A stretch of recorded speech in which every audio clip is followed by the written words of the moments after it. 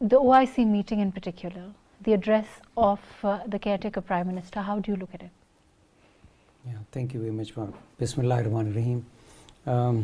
It pains me to speak on the subject because non-combatants, women, children are being killed, and the Israelis have made the small Gaza as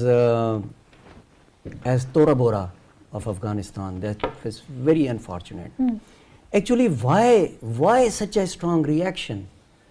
It is perhaps, to my mind, is that Israelis have taken October 7 Hamas action as their 9/11, and therefore whatever the reaction of the US was post 9/11 against Al Qaeda is being repeated here against Hamas.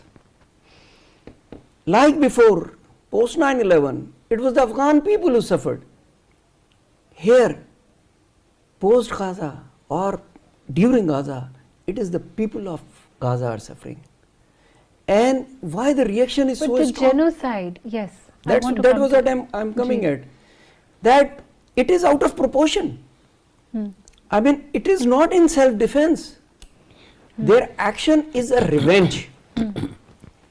Their action is a revenge, and that is why they are sometimes threatening to use nuclear weapons, sometimes threatening to use wiping off Gaza from the map, sometimes saying that we will wipe off Hamas. I mean, this is not a reaction to a self-defense. This is a planned and perhaps a premeditated, planned action that Israel is taking, and they have perhaps worked for it in previous years, for last 2-3 years, and that is why they are going as per plan. Otherwise, the whole world is calling on them that they should stop, but they are not stopping. Why? And why are the Americans vetoing? Why are the Americans vetoing a ceasefire resolution? This is very unfortunate. This is uncalled for.